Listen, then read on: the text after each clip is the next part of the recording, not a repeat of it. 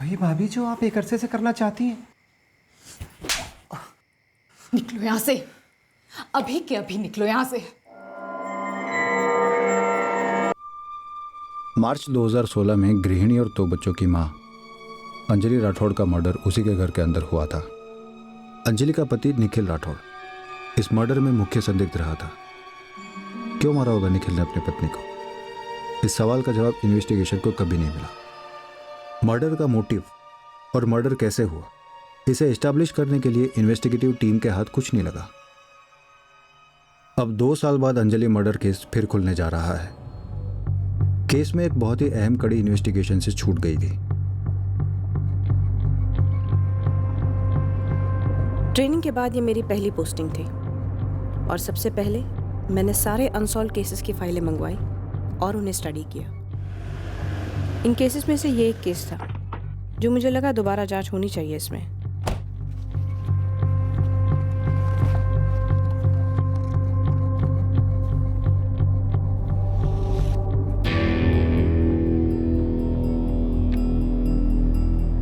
उस दिन ऑफिस में काफ़ी सप्लाईज पेंडिंग थी, बहुत काम था, तो मुझे डबल शिफ्ट करने को कहा गया था, इसीलिए मुझे घर से जल्दी निकलना पड़ा। मैं सुबह 6:30 बजे नाश्ता कर रहा था। अंजलि बच्चों के लिए टिफ़िन तैयार कर रही थी। एग्जैक्ट टाइम तो याद नहीं, पर शायद 6:35 हुए होंगे जब मैं घर से निकला राजू और पूजा को लेकर उन्हें स्कूल बस तक छोड़ने के लिए। उनकी बस रोज़ की तरह 6:45 को आ गई। मैं वापस घर लौटा तो अंजलि दरवाजे पर ही मेरा टिफ़िन लेकर खड़ी थी। मैंने उससे टिफ़िन लिया, अपनी बाइक निकाली, उसे बाय बोला और ऑफिस के लिए निकल लिया। जब मैं जा रहा था तो मैं अंजलि को आखिरी बार जिंदा देख रहा था।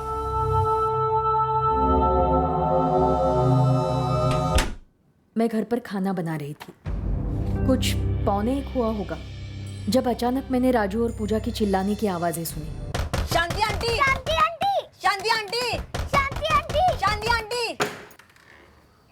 राजू, पूजा, क्या हुआ? मम्मी जमीन पर पड़ी आंटी, बहुत खून भी निकल रहा है आंटी। मैं तुरंत उनके साथ उनके घर गई। दोनों बच्चे बुरी तरह से हिले हुए थे। बच्चों ने कहा काफी खून बह रहा था। मैं घबराते हुए घर में दाखिल हुई। अंजलि बेडरूम में पड़ी हुई थी। लग नहीं रहा था कि जिंदा है। दिख रहा था उस पे वार हुए हैं। काफी खून भी बहा था। बच्चों ने बताया था कि जब वो स्कूल से लौटे घर का दरवाजा पहले से खुला था। उन्होंने कहा कि रोज की तरह वो अंदर गए और अपनी माँ को ऐसे जमीन पर पड़ा देखा। मम्मा, देखो मैंने आज राजू भैया को फिर से हरा दिया रेस पे। Mummy, mummy, mummy.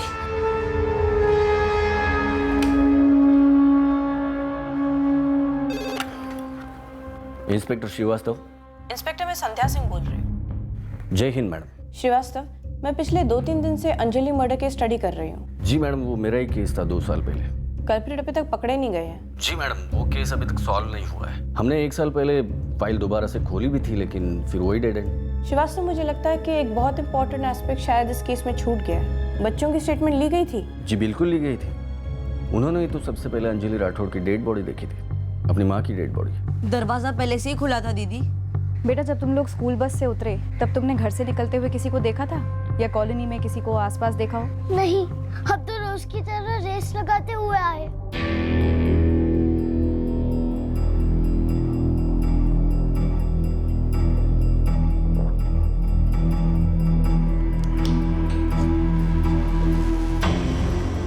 निखिल, जरा इन्हें पहनो और देखो घर में से क्या क्या गायब हुआ है। काफी कुछ चोरी हुआ दिख रहा है। जी नहीं, मैंने अंजलि की चिल्लाने की कोई आवाज नहीं सुनी। क्या आप सारी समय घर पर ही थी? जी हाँ। नहीं, मैं 1 सेकंड के लिए भी घर से बाहर नहीं गई थी और मैंने कोई चीख वीख भी नहीं सुनी। कुछ 20-1 हज़ार रुपये मैंने यहाँ रखे थे, वो अब नहीं है। ये मोबाइल अंजलि का है? जी। और कुछ गायब है? मंगलसूत्र, अंगूठी, झुमके। अंजलि की बॉडी पर कोई भी गहने नहीं थे। सुबह घर पे कोई आने वाला था क्या? कोई रिश्तेदार, कोई टेक्नीशियन, रिपेयर वगैरह के काम के लिए? जी मुझे पता नहीं, मैं तो फैक्ट्री में था। यहाँ गोरखपुर में कोई ऐसा है क्या जिसका तुम्हारे घर पे आना जाना रहता हो? बस मेरा भाई करण यहाँ गोरखपुर में रहता है, और तो ऐसा कोई नहीं।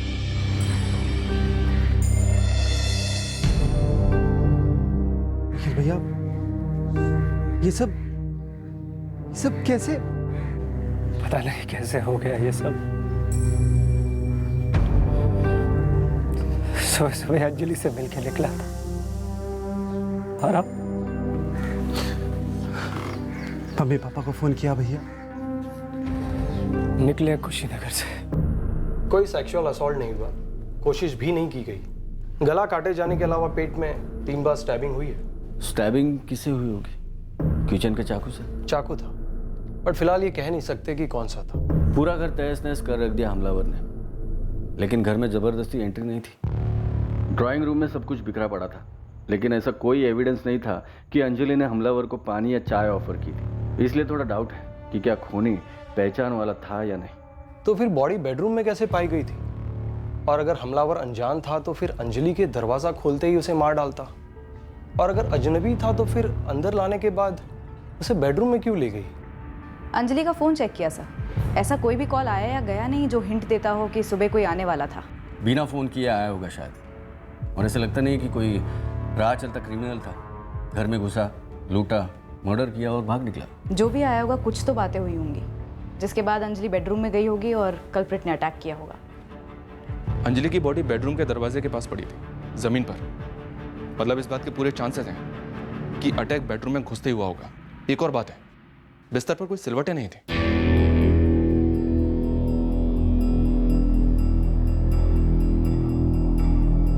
निखिल का कहना है कि रोजमर्रा वाला ही दिन था, डबल शिफ्ट करके अगले दिन घर लौटने वाला था। क्या इसमें कुछ है? डबल शिफ्ट, 24 घंटे के बाद घर लौटना। हम एक बहुत बड़े एक्सपोर्ट ऑर्डर को पूरा करने में काफ़ी पीछे चल रहे थे, इसलिए मैंने अनाउंसमेंट की थी, डबल शिफ्ट की 13 अप्रैल को। निखिल राठौड़ के बारे में कुछ बताएंगे? 6 साल से काम कर रहा है, काफ़ी अच्छा वर्कर है, very hard working, dedicated and honest. घर में कोई परेशानी? शादीशुदा जिंदगी में कुछ ठीक ना चल रहा हूँ? पर्सनल लाइफ में मैंने कभी दखल दिया नहीं, लेकिन लंबे अरसे से जब कोई साथ काम करता है, उस आदमी का बेसिक नेचर, उसके घर का माहौल, सबका मोटा मोटा अंदाजा तो लग ही जाता है। लेकिन निखिल की लाइफ में ऐसा कोई टेंशन दिख नहीं रहा था। सर मुझे नहीं पता कौन पहचान वाला आया था या आने वाला था। किसी ने मुझे फोन करके तो नहीं बताया था, और अगर कोई आया भी हो तो वो मारने वाला हो, ये मेरी समझ के बिल्कुल बाहर है सर। कभी कुछ था नहीं? कोई भी अनबन नहीं थी तुम्हारे और अंजलि के बीच? ये कैसा सवाल पूछ रहे हैं आप, वो भी इस वक्त? अंजलि का मर्डर हुआ है महेंद्र जी, पत्नी थी वो निखिल की। कोई भी अनबन नहीं थी सर, खुश थे हम। भैया की लव मैरिज थी सर। अंजलि के पेरेंट्स कहाँ हैं? बस कल तक आ जाएंगे, वो लखनऊ के रहने वाले हैं। तो निखिल, अंजलि यहाँ थी या तुम लखनऊ में? मिले कैसे? लखनऊ में, मेरे कॉलेज में मेरी जूनियर थी वो। कोई एक कारण होना होता तो क्या होता इस मर्डर का? सर अगर मुझे पता होता तो क्या अब तक चुप रहता? उस घर से कभी बर्तन गिरने की आवाज़ नहीं आई, ना ही अंजलि कभी बच्चों पर चिल्लाती थी। लेकिन हाँ, सख्त माँ थी। बच्चों पर ना सही पति पर चिल्लाती हूँ, और पति निखिल उस पर। इतने सालों में दोनों के बीच में कोई झगड़ा नहीं। 5 साल से हमने तो नहीं सुना, जब से हम यहाँ रह रहे हैं। सही कह रही है शांति जी, मैं तो 9 साल से हूँ, पूजा मेरे सामने ही पैदा हुई। चलिए वो सब एक तरफ। शांति जी, दिव्या जी, उस दिन अंजलि चिल्लाई ही नहीं, उस पर छुरे से वार हुए थे। हमें भी यही अजीब लग रहा है, कैसे हो सकता है ये? माँ बाप, सास ससुर के अलावा कोई और रिश्तेदार घर में आते थे? निखिल का कोई यार दोस्त या अंजलि का कोई दोस्त? ऐसे जासूसों की तरह कौन नजर रखता है मैडम? मैंने तो बस दोनों के माँ बाप और भाइयों को आते देखा है। अंजलि के 2 भाई हैं, दोनों उससे छोटे हैं।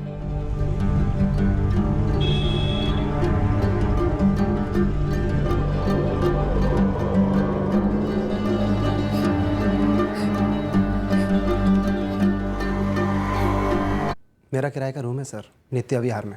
अपने भाई के साथ नहीं रहते हो? जी, निखिल की अपनी गृहस्थी थी और करण का अपना काम, इसलिए दोनों अलग रह रहे थे। जब 2 साल पहले मैं कुशीनगर से यहाँ गोरखपुर आया था तो 3 महीने के लिए भैया के साथ उनके घर पर ही था।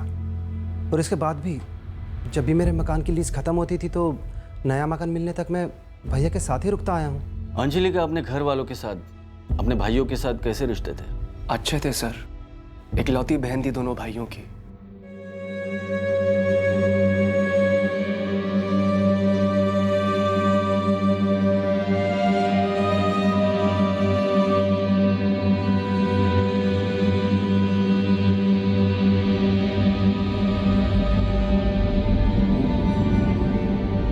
भाभी की अस्थियां भी ठंडी भी नहीं हुई, भैया टूट चुके हैं, बच्चों का रो रो के बुरा हाल है, और आप सर कभी भाभी के अफेयर के बारे में पूछ रहे हैं, कभी भैया के अफेयर के बारे में पूछ रहे हैं। अफेयर्स के बारे में नहीं पूछता, अभी सीधा सवाल पूछता हूं, अंजलि का मर्डर किसने किया करण? सर ये मैं कैसे बता सकता हूं? तो फिर सवाल कैसे करने हैं और क्यों करने हैं ये तुम हम पर छोड़ दोगे? निखिल भैया अंजलि भाभी से बहुत प्यार करते थे और भाभी भी उनसे उतना ही प्यार करती थी। हमारा दामाद निखिल, हम हमेशा से बहुत खुश हैं उससे। हमारी बेटी अंजलि भी बहुत खुश थी उससे। ये अंजलि खुद सामने से कहती थी या आपने अनुमान लगाया था? मैं अपनी बेटी की शक्ल देखकर ही जान लेता था, उसे कुछ अलग से कहने की जरूरत नहीं थी। सर 2 प्यारे बच्चे थे उसके, निखिल का काम भी बहुत अच्छा चल रहा था, बिल्कुल हंसता खेलता परिवार था। पूरे 13 साल हो गए थे दीदी की शादी को, लेकिन मैंने कभी दीदी की आंखें नम नहीं देखी, कभी चेहरा लटका तक नहीं देखा उनका। और जो सवाल आप हमसे पूछ रहे हैं उसका जवाब ना है। हमें निखिल जीजा जी पर कोई शक नहीं है। कुल मिलाकर 1.25 लाख की वैल्यू की चोरी हुई है विशाल और कृष्णा, और तुम्हारी दीदी को बेडरूम में मारा। कातिल घंटी बजाकर घर में घुसा और तुम्हारी दीदी चिल्लाई तक नहीं। मैम हमारे परिवार में पहली बार इतना भयंकर कुछ हुआ है, हम झेल भी नहीं पा रहे, और ऐसी कंडीशन में आप हमसे क्या उगलवाने की कोशिश कर रहे हैं? क्या चाहती हैं कि हम बिना मतलब के जीजा जी का नाम ले लें? सर आपने पहले भैया पर शक किया और अब मुझ पर भी। मैंने सीधा सवाल पूछा तुमसे, कहाँ थे तुम? जॉब के लिए इंटरव्यू देने गया था। मैंने पिछले महीने जॉब छोड़ी है, इसलिए इंटरव्यूज दे रहा हूँ अलग अलग जगह पर। कहाँ था इंटरव्यू? केसी एसोसिएट्स, गोरखपुर की एक बड़ी सीए फर्म्स में से एक है। कब हुआ? 10 बजे से उन्होंने वॉक इन इंटरव्यू रखा था। तो तुम कितने बजे वॉक इन हुए? इंटरव्यू कब तक चला और तुम वहाँ से कब निकले? सर मैं 10 बजे वॉक इन हुआ, 2:30 बजे मैं वहाँ से निकला। पास के एक रेस्टोरेंट में जाके मैं लंच कर रहा था जब निखिल भैया का मुझे फ़ोन आया कि घर में ऐसा कुछ हुआ है। 10 से 2:30, 4.5 घंटे का interview? Sir walk in interview था, मैं 10 बजे वॉक इन हुआ और मेरे जैसे 1 दर्जन कैंडिडेट थे वहाँ पर। मेरा नंबर 2:05 पे आया। सर ऐसे क्या देख रहे हैं आप? नहीं कुछ नहीं।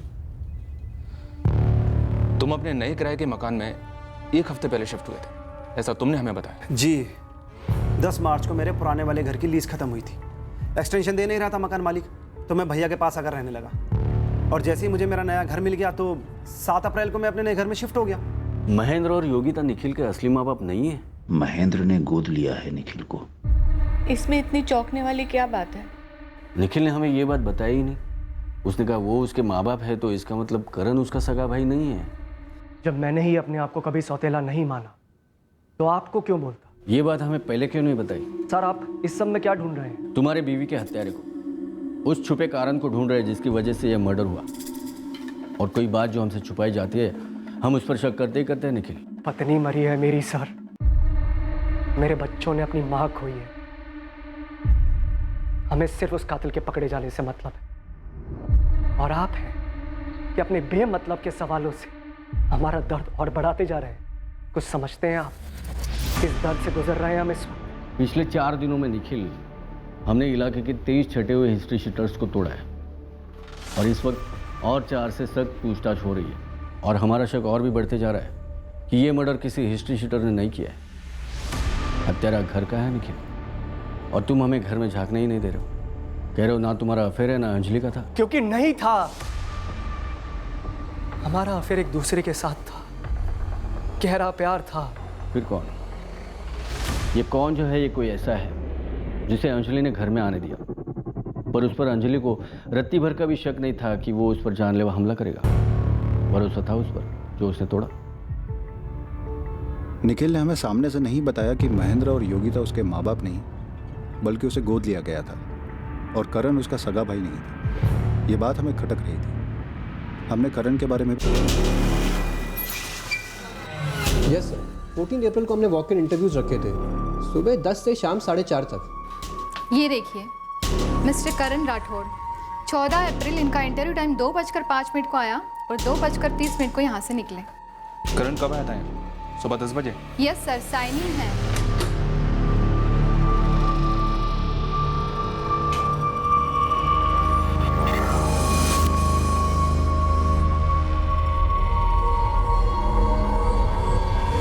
सर ये उसकी भाभी के मर्डर का मामला है, राइट? राइट। दरअसल करण सेलेक्ट हुआ इस जॉब के लिए। उसने मुझसे रिक्वेस्ट की कि उसे 1 हफ्ते का टाइम चाहिए। इंटरव्यू के दौरान उसका बिहेवियर कैसा था?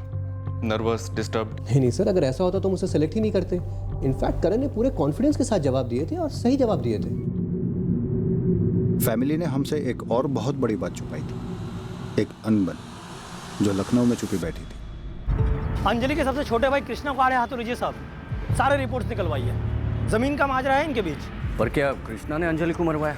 ये तो पता नहीं साहब, लेकिन लखनऊ का उनका एक पड़ोसी बोला कि अंजलि कृष्णा के रास्ते में आ रही थी। कृष्णा एक बिजनेस शुरू करना चाह रहा था उनके एक जमीन को बेचकर। अब ये बहुत हो रहा है। अब आप हमारी फैमिली में कातिल ढूंढ रहे हैं। मेरा सवाल सिर्फ ये है कि अंजलि और कृष्णा के बीच जमीन को लेकर कोई रंजिश थी? मेहरबानी करके रंजिश वंजिश की बात मत कीजिए। हाँ, एक मुद्दे को लेकर मतभेद था। और ये मतभेद मेरे और कृष्णा के बीच भी था। मैं भी जमीन बेचने के खिलाफ था। अरे दीदी, पापा भी अग्री है। मैं आपका और विशाल का एक पैसा टच नहीं करूंगा। आपका हिस्सा आपका ही होगा। कृष्णा, तुम समझ नहीं रहे हो मेरी बात।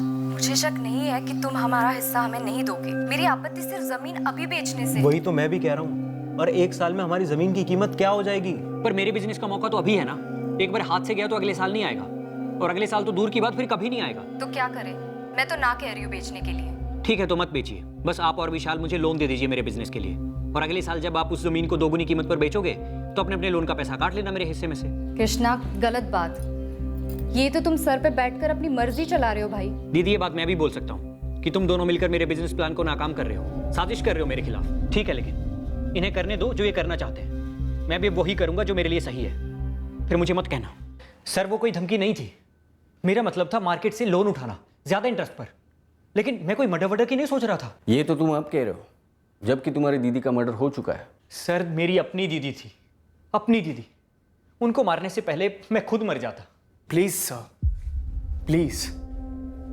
ये कोई इनसाइड जॉब नहीं है जैसा कि आप सोच रहे हैं। मैं जानता हूं कि आप लोगों को फ्रस्ट्रेशन के कातिल नहीं मिल पा रहा, मगर इसका मतलब ये तो नहीं होगा ना कि उसकी फ्रस्ट्रेशन आप मेरे फैमिली मेंबर्स पे निकालेंगे। कृष्णा थोड़ा गर्म दिमाग का है, लेकिन मैं अपने भाई को बहुत अच्छी तरह जानता हूँ सर। मुझसे ज्यादा लाड तो अंजलि ने किया है कृष्णा को, सबसे छोटा जो है। और सर, आपको ये भी बता दूं कि मेरी दीदी खुद मेरे लिए लोन का इंतजाम कर रही थी। और वैसे भी विशाल भी तो जमीन बेचने के खिलाफ था ना, तो इसका मतलब अगला नंबर उसका होता। ऐसा होना भी कोई नई बात नहीं है। सर, आप कातिल ढूंढ रहे हैं या बकरा? निखिल राठौड़, अंजलि राठौड़, करण राठौड़, विशाल सिंह और कृष्णा सिंह, इन सभी के कॉल रिकॉर्ड स्कैन किए। कोई भी कॉल नहीं है इनके कॉल रिकॉर्ड्स में जिस पर शक किया जा सके। और दोनों परिवारों में से भी कोई किसी पर शक नहीं कर रहा है। क्या हम लोग इनसाइड जॉब पर कुछ ज्यादा ही फोकस कर रहे हैं? हो सकता है ये कोई रैंडम क्रिमिनल था। तो फिर उसके भी कोई सुराग होने चाहिए। हमने कितने हिस्ट्री शीटर्स को तोड़ा है, पूरे यूपी के जोरियों को खंगाला, मगर हाथ कुछ नहीं लगा। और ये अगर राह चलता क्रिमिनल होता शायद गोरखपुर के बाहर का, तो फिर वो यही हाउसिंग कॉलोनी की इसी एक घर की डोरबेल क्यों बजाता?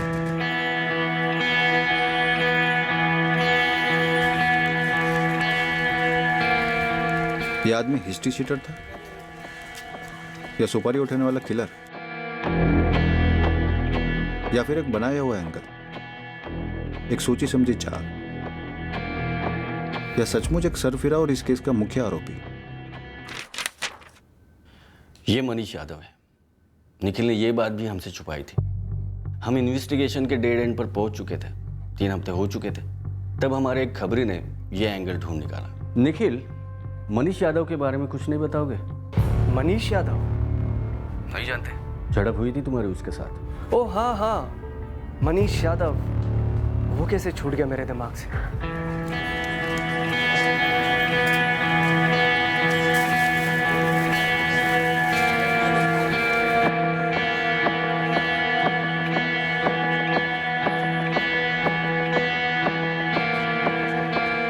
उठा लूं? कोई जरूरत नहीं है। कैसी हो तुम?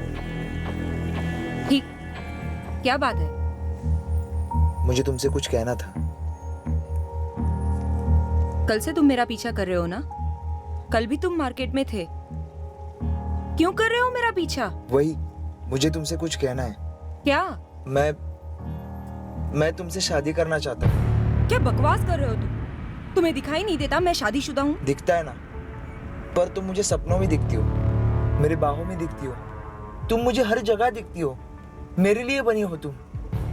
अंजलि, बहुत पहले से मैं तुम्हारी जिंदगी में हूँ और तुम मेरी जिंदगी में।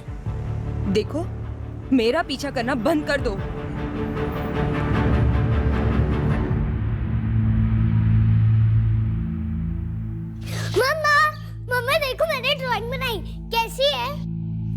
मम्मा मेरे लिए नूडल्स लाए। मम्मा नूडल्स। अंजलि, मुझे उस मनीष यादव के बारे में बताने में झिझक रही थी। मुझे उससे वो बात निकलवानी पड़ी थी। क्या हुआ निखिल? कल क्या है पूजा की क्लास में? क्या है? उसकी क्लास का स्पोर्ट्स डे है। अच्छा, बताया नहीं उसने मुझे। अरे बताया तो था 4 बार डिनर पर, तुमने सुना ही नहीं। कहाँ खोई रहती हो? कहीं नहीं। अंजलि, तुमने पूजा और राजू के स्कूल का एक भी इवेंट मिस नहीं करती हो। ध्यान से ही निकल गया निखिल। ध्यान से नहीं निकला है, तुम लॉस्ट हो, परेशान लग रही हो। अंजलि, क्या बात? कुछ टेंशन है? मुझे नहीं बताओगी? निखिल, इस उम्र में अगर कोई तुमसे वाहियात बात करे तो कैसा लगेगा? किसने क्या कहा है तुमसे?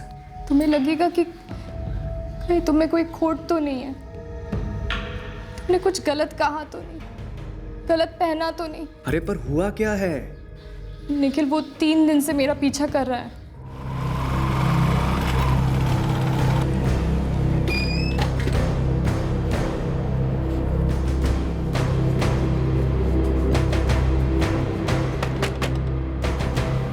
मनीष यादव यहीं रहता है? आप बुलाओ उसे। अरे पीछा पीछा करेगा? अरे पहले बताओ मुझे क्या हुआ, नहीं तो पुलिस को फोन कर दूंगा। फोन कर पुलिस को। जिंदगी भर के लिए जेल में होना चाहिए। अंजलि जिंदगी भर मेरे दिल में रहने वाली है। अंजलि मेरी पत्नी है और ये आदमी उसके पीछे पड़ा है। मनीष, क्या कह रहा है ये? यार अंजलि मुझे बहुत पसंद है। तू पागल हो गया है क्या? शादी कोई पत्थर की लकीर नहीं है, साली जेल है जेल, जिसमें लोग कैद हो जाते हैं, जैसे कि मेरी अंजलि। चल बकवास कर। अरे जब तक इंसान को उसका सही पार्टनर नहीं मिल पाता ना, तब तक वो शादी के गलत बंधन में घुट घुट कर मर जाता है। ये आदमी पागल है। अभी फोन करता हूँ पुलिस को। एक चांस दो भैया, प्लीज एक चांस। मैं इसे समझाता हूँ, प्लीज। मैं आपके आगे हाथ जोड़ता हूँ, आप पुलिस को मत बुलाइए। अगर अगली बार मेरी बीवी के आसपास भी दिखा ना, तो पुलिस को नहीं बुलाऊंगा, खुद मार डालूंगा इसे। पर सर, ये तो 2 महीने पुरानी बात है, उसके बाद से तो कभी कुछ नहीं हुआ। हुआ नहीं या अंजलि ने तुमसे कुछ कहा नहीं? सर, अगर कुछ हुआ होता तो वो मुझे जरूर बताती। काश तुमने भी हमसे शुरुआत में ही कहा होता। मनीष को भाग जाने का इतना वक्त नहीं मिलता। मनीष यादव की बात छुपाई गई थी या ये बात छूट गई थी, इस बारे में भी हमें डाउट था। मनीष को हमने पटना में ढूंढ निकाला, यहाँ कुछ अलग ही कहानी। मनीष यादव 14 अप्रैल को अंजलि का मर्डर करके 16 तारीख को गोरखपुर से हवा हो गया। सर, जब अंजलि रही नहीं तो मैं वहां रहकर क्या करता सर? छीन लिया अंजलि को मुझसे उस निखिल राठौड़ ने। ए साइको लवर, यहाँ मैं अपने पे उतरा ना तो खोल के रख दूंगा तुझे। सर, उससे अच्छा मुझे मार ही दो ना। जिसके प्यार का मर्डर हो गया वो जीकर भी क्या करेगा सर? अगर सच्चे आशिकी पर उसके माशूका का मर्डर का इल्जाम लगे तो वो जीते जी मर जाएगा ना सर। हमारा मिलना लिखित था, सब लिखित था, जैसे लिखा था वैसे ही हुआ सर। भैया वो 4 पैकेट्स वेफर्स के दे दीजिए। सॉरी बहन जी, वो आखिरी के 4 पैकेट बचे हुए थे, किसी और ने ले लिए। बस 10 मिनट में मंगा के देता हूँ। नहीं भैया, उतना टाइम नहीं है मेरे पास, किसी और दुकान में भी नहीं मिल रहा है। आप रहने दीजिए। मैम, ये मैंने खरीदी है, लेकिन आप लीजिए, मैं बाद में खरीद लूँगा। सच में? जी लीजिए।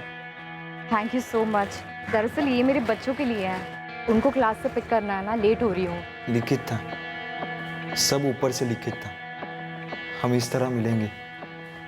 उसकी वो स्माइल, उसकी वो खुशी, पहले मुलाकात के बाद नियति ने हमारी दूसरी मुलाकात भी करवा दी, वो भी तुरंत। ऑटो रिक्शा का इंतजार कर रही थी। अरे क्या हुआ, ऑटो नहीं मिल रही है क्या? जी, आपने कहा था आपके बच्चों को क्लास से पिकअप करना है। हाँ जी, लेट हो रही हूँ मैं। कोई बात नहीं, मैं छोड़ देता हूँ। अरे नहीं, आप इस तरफ जा रहे हैं, बच्चों की क्लास उस तरफ है। नहीं मैम, मुझे लेट नहीं हो रहा है, आप बैठिए ना, मैं छोड़ देता हूँ।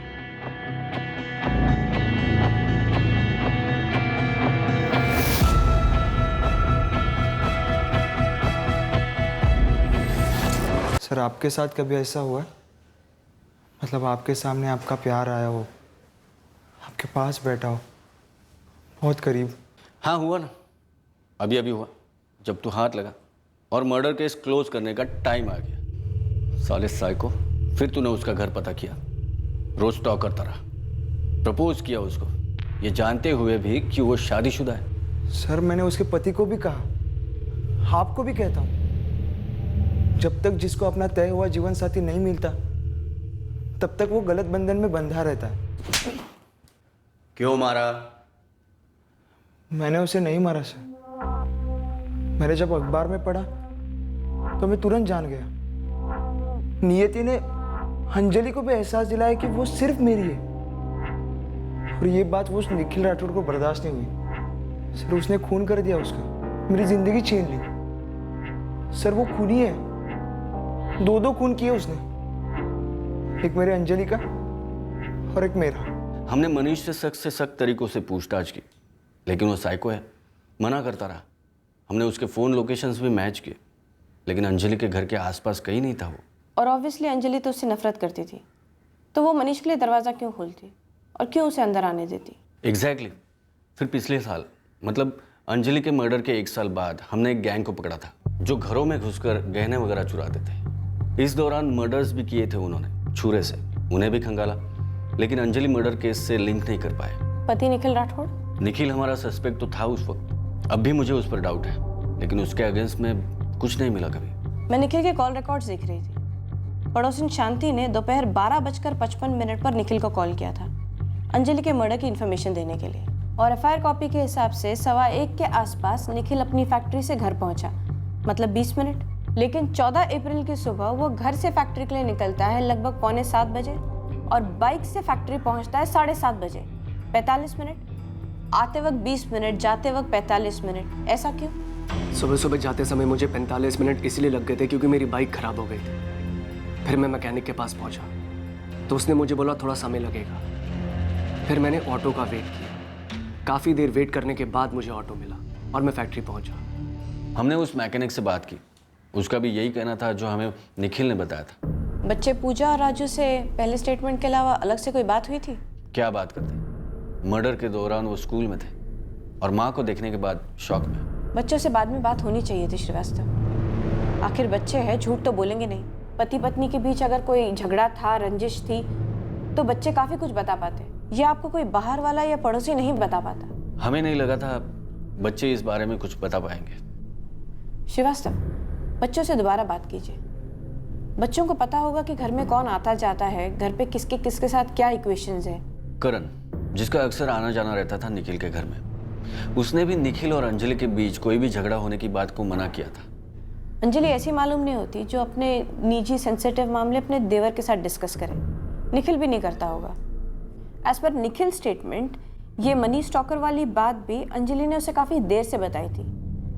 जब निखिल ने देखा कि वो परेशान है, पूछा, तब बोली। शायद ऐसी कोई बात होगी जो अंजलि को परेशान कर रही हो और बच्चों ने नोटिस की हो।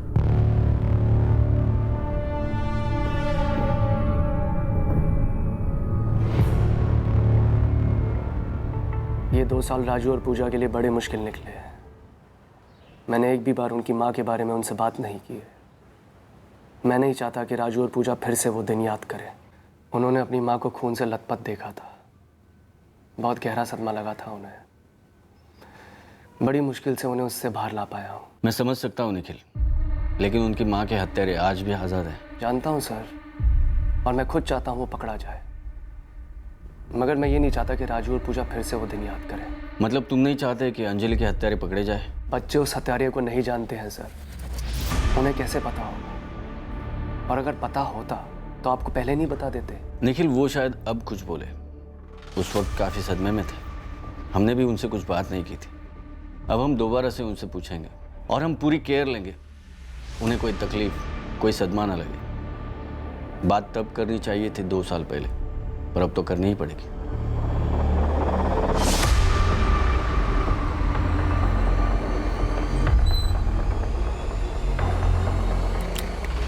हमने ये प्रयोग बड़ी सावधानी से किया।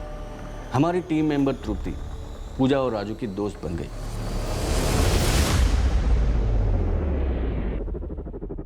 वो रोज उन्हें मिलती, उनके स्कूल के होमवर्क प्रोजेक्ट में हेल्प करने लगी। कुछ ही दिनों में ऐसा मेलजोल बन गया उन तीनों के बीच कि बच्चे तृप्ति के साथ खुलकर बातें करने लगे।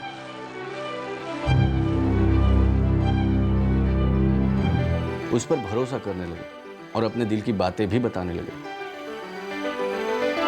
राजू अपनी क्लास में किसी लड़की को लाइक करता है, उसकी बर्थडे पर उसे केक देना चाहता है। अब मैं कोशिश में हूँ कि मैं किस तरह उसकी मदद करूँ। तृप्ति, अब मुद्दे पर आने का वक्त आ गया है। तृप्ति, मुश्किल तो होगा, पर क्या करें, करना तो पड़ेगा, और जल्दी।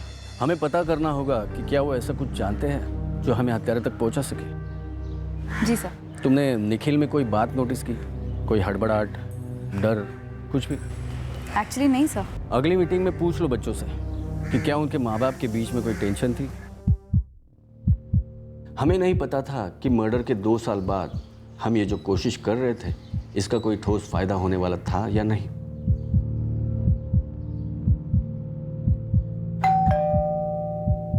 पर इस कोशिश ने वाकई में हमें 2 साल बाद इस केस में एक ब्रेक थ्रू दिया। सॉरी बेटा, मैं तुम लोगों से फिर से वही बात कर रही हूँ। इट्स ओके दीदी, एक्चुअली मैंने मम्मी पापा को कभी झगड़ते नहीं देखा। तुम्हारे पापा भी यही कहते हैं, बहुत प्यार था ना दोनों के बीच।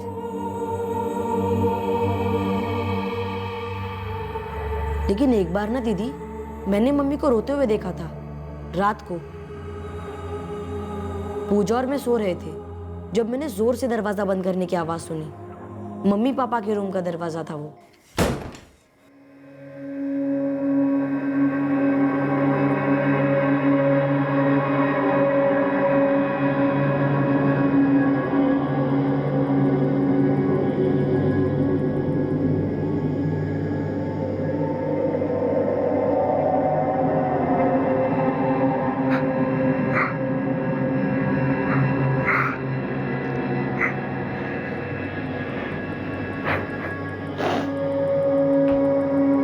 मम्मी, क्या हुआ?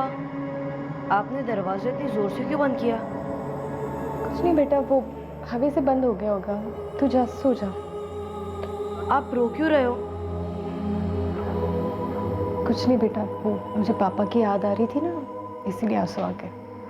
तुम जाओ, सो जाओ।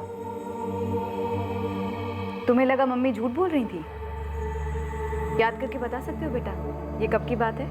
मम्मी की डेथ के कुछ दिन पहले, 5-6 दिन पहले, मे बी 7 दिन पहले।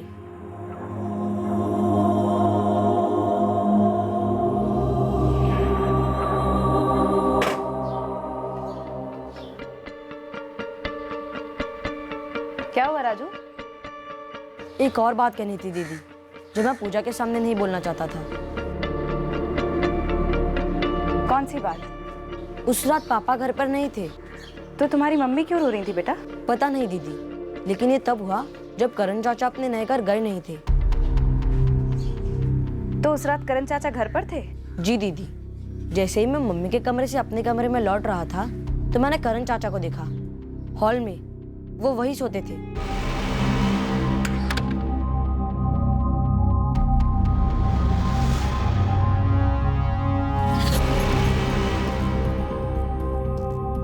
और दूसरी सुबह तुम्हारे करण चाचा अपने नए घर चले गए थे? जी, लेकिन मुझे नहीं पता उस रात क्या हुआ था दीदी।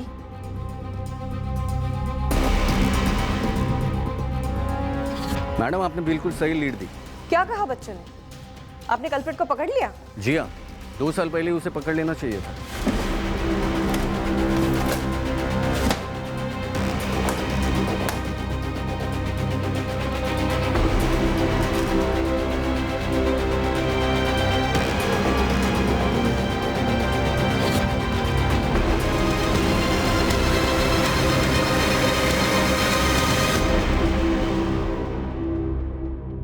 सर, करण को उस दिन घर जाने के लिए मैंने ही कहा था। क्यों? क्योंकि अंजलि ने मुझे कहा था उसे कहने के लिए। क्यों? क्या बात है? वहाँ करण ने पैसे भी भर रखे हैं, ज़ाया जा रहे हैं। तुरंत पोजीशन लेनी चाहिए, आज ही लेने कहो। अरे पर आज ही क्यों? उसका अपना फ्लैट है, आराम से वहाँ सोए। यहाँ हमारे घर में ड्राइंग रूम में उसे सोना पड़ता है। आप बोलिए ना उसे, आज ही के आज शिफ्ट हो जाए। सर, मुझे लगा कि एक और मेंबर होने की वजह से शायद घर में खर्चा बढ़ रहा था, काम बढ़ रहा था, इसलिए अंजलि मुझे जोर दे रही थी। और मैं घर में कोई बखेड़ा खड़ा करना नहीं चाहता था। इसलिए मैंने करण को बोला तुम शिफ्ट हो जाओ। पर सर अब ये क्या बोल रहे हैं? करण मेरे सगे भाई से बढ़कर है। अंजलि उसकी भाभी थी, उसका इतना लाड प्यार करती थी वो। गलत है सर ये? नहीं निखिल, करण के घर की तलाशी में हमें अंजलि के गहने मिले हैं। करण ने ही अंजलि का मर्डर किया है।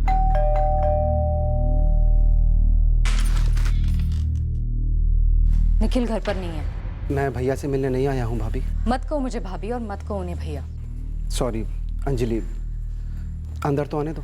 माफी मत मांगो, तुम बस चले जाओ यहाँ से और फिर कभी यहाँ मत आना। ना, माफी मांगने आया हूँ, माफी लेकर जाऊंगा।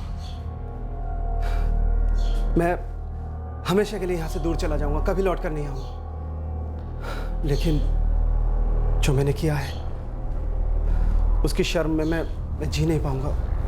प्लीज मुझे माफ कर दो। मेरे माफी देने से ना तो तुम्हारी शर्म कम होगी ना ही तुम्हारा गुनाह। तुमने जो कुछ भी किया है ना वो माफी के काबिल नहीं। तुम जाओ यहाँ से। तुम इंटरव्यू के लिए 10 बजे पहुंचे थे केसी एसोसिएट्स में। एक ही समय 2 जगह कैसे थे? के लिए 10 बजे पहुंचे थे केसी एसोसिएट्स में। एक ही समय 2 जगह कैसे थे? मुझे डर था कि मेरी भाभी एक ना एक दिन भैया को सब कुछ बता देगी, फिर मेरे और निखिल भैया के सारे रिश्ते टूट जाते, मेरी थू होती। मतलब तू अंजलि को मारने के इरादे से ही वहां गया था? पूरी प्लानिंग मर्डर की थी? जी।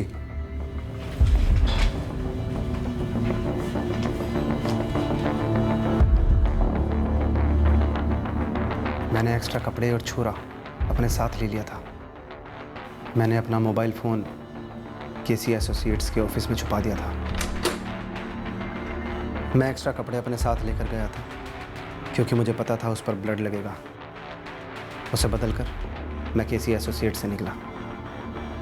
मुझे पता था वॉक इन इंटरव्यू है, मैं 4:30 बजे तक कभी भी लौट सकता था।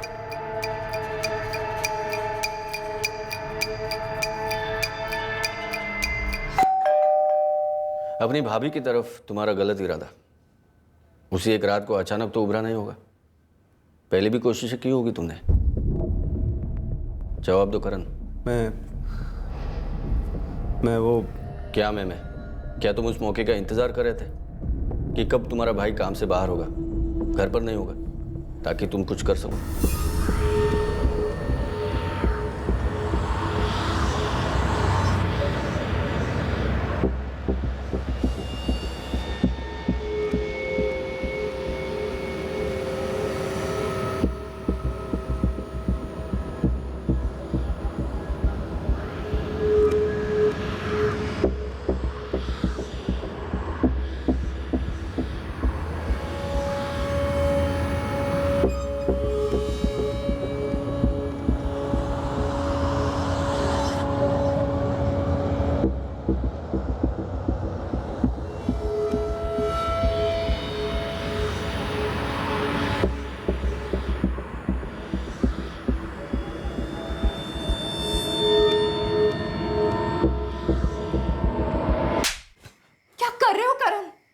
वही भाभी जो आप एक अरसे से करना चाहती हैं। निकलो यहां से, अभी के अभी निकलो यहां से। ना वो माफी के काबिल नहीं। तुम जाओ यहां से।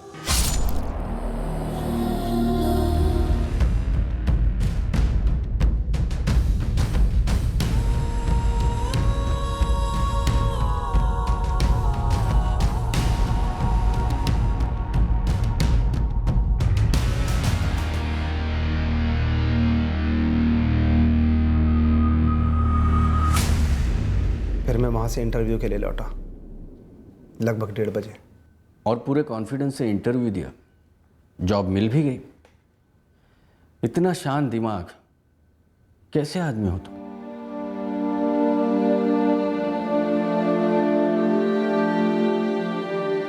अंजलि ने मुझे एक बार बताया होता तो मैं करण को अपने घर से ही नहीं, अपनी जिंदगी से भी निकाल देता। 2 साल तक मैं ये सोचता रहा, कौन हो सकता है, किसने मारा है अंजलि को। लेकिन ये कभी नहीं सोचा था कि करण मेरा भाई, मेरे सगे भाई से भी बढ़कर उसने। हम चूके मैडम, हमने करण वाला एंगल को डिटेल में टटोला नहीं। बहुत बड़ी मिस्टेक हुई हमसे। होता है श्रीवास्तव, एटलीस्ट अब ये केस अनसॉल्व नहीं रहेगा। जल्द से जल्द चार्जशीट फाइल कीजिए, अब ट्रायल में देरी नहीं होनी चाहिए। जी मैम। तृप्ति, तुम खुद जाकर बच्चों को दे आती, उनको अच्छा लगता।